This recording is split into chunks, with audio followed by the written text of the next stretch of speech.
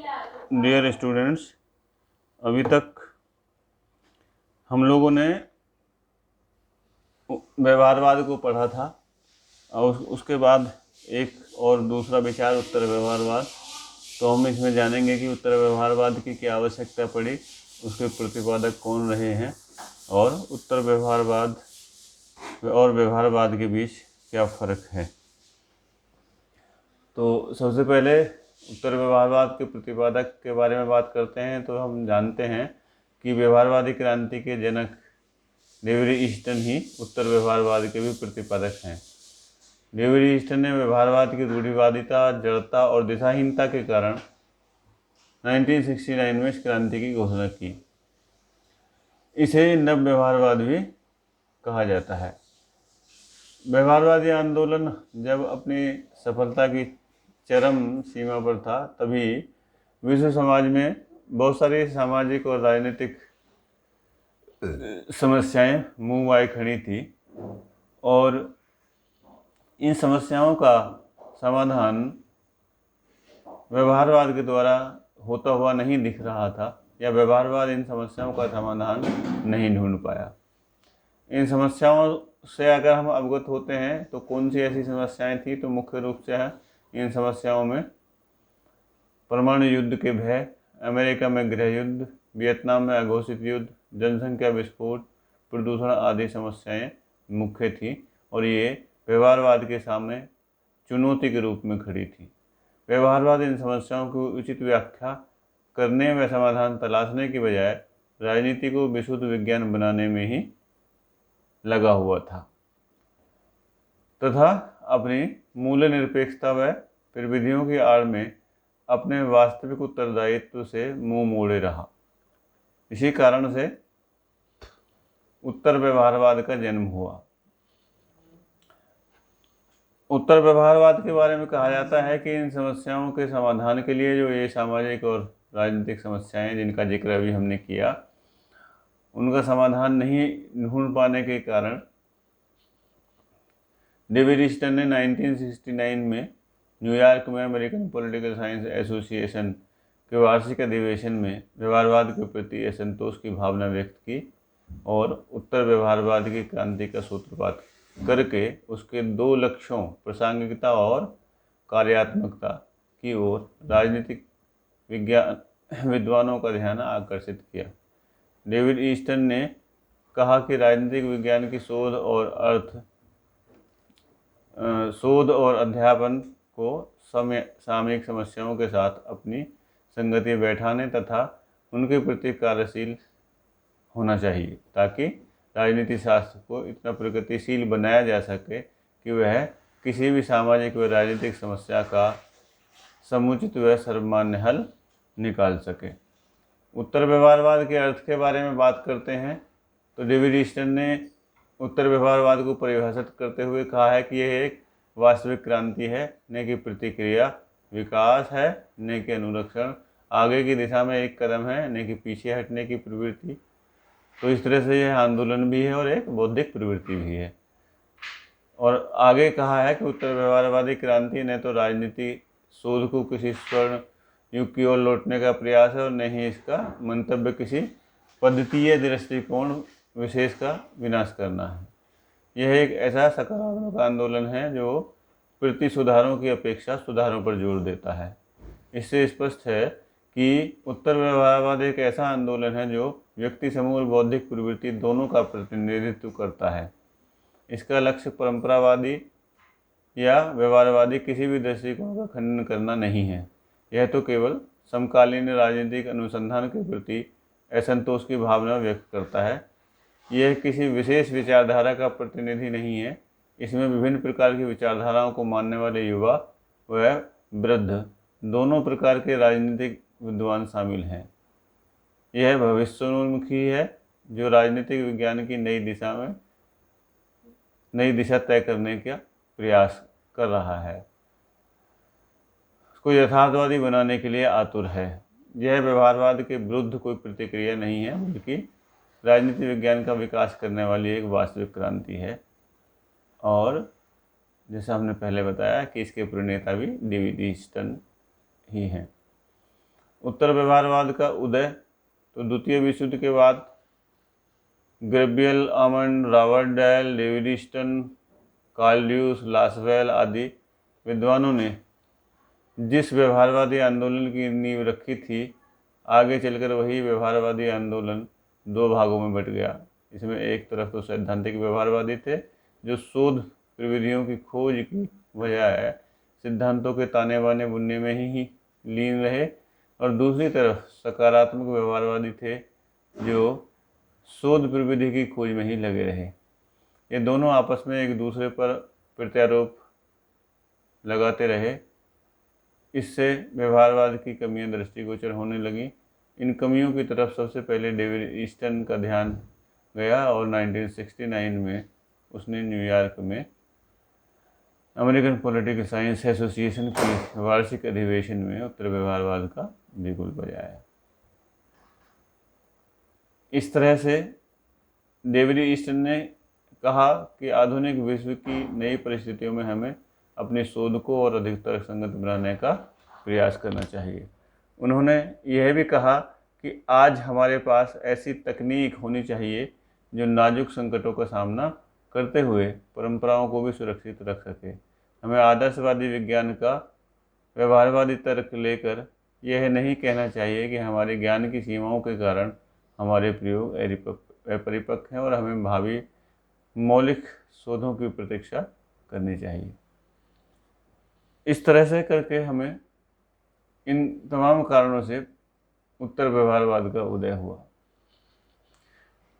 इसके और कारणों को हम विस्तृत रूप से अगर स्पष्ट करें और जानना चाहें तो उत्तर व्यवहारवादी क्रांति के जो प्रमुख कारण हैं उदय के, उनको इस तरह से बिंदुवार देख सकते हैं। पहला है तत्कालीन सामाजिक और राजनीतिक परिस्थितियां, जिन परिस्थितियों का हमने ऊपर जिक्र भी किया है।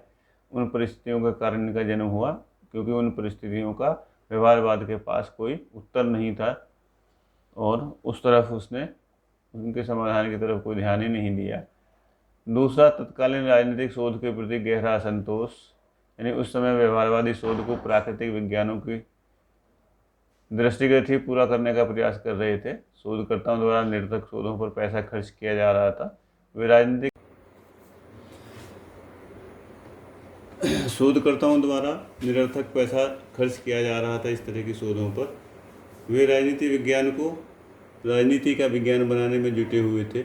वे ऐसे किसी भी सिद्धांत का निर्माण करने में सफल रहे जो सभी व्यवस्थाओं में सभी समय पर लागू हो सके, यानी सफल नहीं रहे। तीसरा है उचित भविष्यवाणी का अभाव। तो व्यवहारवाद में किसी भी राजनीतिक समस्या के बारे में न तो उचित समाधान ही प्रस्तुत कर सका और न ही उचित भविष्यवाणी दे सका। ये जो समस्याएं हमने ऊपर जो तत्कालीन समस्याएं उस समय खड़ी थी व्यवहारवाद के सामने, उनके संबंध में व्यवहारवाद में ना तो कोई भविष्यवाणी की और न ही कोई समाधान उनका प्रस्तुत किया, जिसमें वियतनाम का संकट, परमाणु बम का आविष्कार, अमेरिका में गृह युद्ध की स्थिति, व्यवहारवाद की सभी मान्यताओं को धूमिल कर देता है, क्योंकि ये सब इन सब के बारे में कोई समाधान वह नहीं दे सका, ना ही कोई किसी तरह की भविष्यवाणी कर सका। उत्तर व्यवहारवाद की विशेषताओं के बारे में बात करते हैं तो डेविड ईस्टन की एक रचना है जिसका नाम है द पॉलिटिकल सिस्टम। उसमें प्रासंगिकता और क्रियानिष्ठा पर इसका अध्ययन मुख्य रूप से आधारित है। और विशेषताओं को हम बिंदुवार देखते हैं तो तकनीक की अपेक्षा सार वस्तु का महत्व पहली विशेषता है, यानी उत्तर व्यवहारवादी तकनीक की अपेक्षा सार वस्तु पर अधिक जोर देते हैं। उनका कहना तथ्य तकनीक से पहले आने चाहिए। अनुसंधान के लिए वे परिष्कृत उपकरणों का विकास करना आवश्यक तो मानते हैं, लेकिन इससे अधिक महत्व वे उन उद्देश्यों को मानते हैं जिनके लिए उपकरणों का प्रयोग हो रहा है। इस दृष्टि से वे तकनीक को सीमित महत्व देते हैं। दूसरा है सामाजिक परिरक्षण की अपेक्षा सामाजिक परिवर्तन पर जोर। तो इसमें उत्तर व्यवहारवादियों का कहना है कि सामाजिक राजनीतिक विज्ञान को सामाजिक परिरक्षण की बजाय सामाजिक परिवर्तन पर अपना ध्यान केंद्रित करना चाहिए। उन्होंने कहा कि व्यवहारवादी विद्वानों ने तथ्यों को सामाजिक संदर्भ में समझने की कोई चेष्टा नहीं की, इसलिए व्यवहारवादी राजनीति विज्ञान सामाजिक रूढ़िवादिता का शिकार हो गया। तीसरा है क्रूर राजनीतिक यथार्थताओं को स्वीकार करना। उत्तर व्यवहारवादियों का मानना है कि व्यवहारवाद ने राजनीति की क्रूर वास्तविकताओं से अपना मुंह मोड़ रखा, इसलिए वे तथ्यों के विकास के दौर में पश्चिमी समाज में सामाजिक संघर्ष की तरफ बढ़ते रहे थे। उससे राजनीतिक विज्ञान द्वारा अपना पल्ला झाड़ना अच्छा नहीं था। चौथा है मूल्यों को महत्व देना। तो उत्तर व्यवहारवादी मूल्यों को अधिक महत्व देते हैं और वैज्ञानिकता के नाम पर अध्ययन से मूल्यों को दूर रखने का विरोध करते हैं। उनका कहना है कि व्यवहारवादियों ने मूल्य निरपेक्ष दृष्टिकोणों पर अधिक जोर देकर ज्ञान को गलत उद्देश्यों के लिए प्रयोग किया। उनका मानना है कि मूल्यों की आधारशिला पर ही ज्ञान की इमारत खड़ी की जा सकती है। पांचवा है बुद्धिजीवियों का उत्तरदायित्व सुनिश्चित करना। तो उत्तर व्यवहारवादियों का कहना है कि बुद्धिजीवी वर्ग सामाजिक अभियंत्रण में महत्वपूर्ण भूमिका निभा सकता है। सभ्यता के मानवीय मूल्यों के संरक्षण में उनकी भूमिका महत्वपूर्ण हो सकती है। यदि बुद्धिजीवी वर्ग अपने इस उत्तरदायित्व से मुंह मोड़ता है तो वे केवल तकनीकविद और यंत्रवादी बनकर रह जाएंगे और समाज के साथ खिलवाड़ कर रहे हैं और अन्वेषण की स्वतंत्रता की आड़ में अपने सामाजिक उत्तरदायित्व से मुंह मोड़ रहे हैं। इसलिए उनको सामाजिक समस्याओं के प्रति जागरूक होना चाहिए और मूल्यों पर आधारित खोजों पर ही अपना ध्यान केंद्रित करना चाहिए। छठा है क्रियानिष्ठता पर जोर, यानी ज्ञान की क्रियात्मकता उत्तर व्यवहारवाद का मूल तंत्र है। उनका कहना है कि ज्ञान का उपार्जन करने से ही बुद्धिजीवियों का उत्तरदायित्व पूरा नहीं हो जाता, बल्कि उनका प्रमुख कर्तव्य है कि वे ज्ञान को क्रियात्मक बनाएं, अर्थात ज्ञान का प्रयोग सामाजिक समस्याओं को दूर करने के लिए करें। ईस्टर्न ने कहा है इस संदर्भ में कि जानने का अर्थ है कार्य करने का उत्तरदायित्व अपने हाथ में लेना और कार्यरत होने का अर्थ है समाज के पुनर्निर्माण में अपने को लगा देना। इसलिए उत्तर व्यवहारवादियों ने चिंतनोन्मुख ज्ञान की अपेक्षा क्रियात्मक ज्ञान पर जोर दिया है। और अंतिम सातवीं विशेषता है व्यवसायों का राजनीतिकरण, यानी उत्तर व्यवहारवादी राजनीति से उदासीन रहने से होने वाली हानियों के प्रति सचेत हैं। इसलिए उन्होंने सबके व्यवसायों का राजनीतिकरण करने पर जोर दिया है। उनका कहना है कि सभी वर्गों के बुद्धिजीवियों को राजनीतिक दृष्टि से राजनीति के प्रति वचनबद्ध होना चाहिए और रचनात्मक कार्यों में